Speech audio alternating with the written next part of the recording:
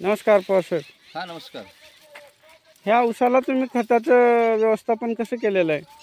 सर्वप्रथम ऊस गेल्यानंतर खोडवा ऊस धरल्यानंतर सर्वप्रथम हे बुडके छाटून घेतलेले आहेत बोट धरून. अच्छा. नंतर स्टार्टिंगला ठिबकची नळी बेडवर आथरून हां. 2 किलो चुन्ना हं. आणि 4 किलो मोठे मीठ हं. आणि 1 किलो गंधक हां. पहिला डोस सोडलेला आहे. अच्छा.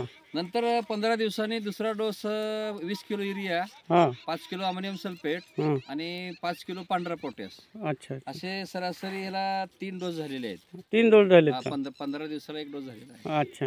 आणि आर डी पाटील तंत्रज्ञानचं फर्स्ट 7व्या दिवशी एक ठिबक वाटी त्यांचं एक लिक्विड सोडलेलं आहे. अच्छा. त्या लिक्विडमध्ये समृद्धी 2 लिटर, हां. 200 लिटर पाण्याला समृद्धी 2 लिटर आणि भू पॉवर 250 ग्रॅम अच्छा. आणि डिकम्पोजर आणि सिलिकॉन 250 ग्रॅम हो. असे 3 डोस सोडलेले आहेत. हां.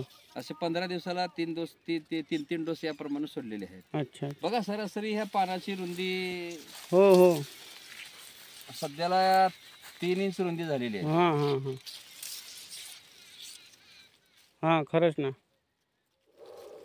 आणि सध्या फुटव्याची संख्या पण चांगली झालेली आहे. हो हो हो.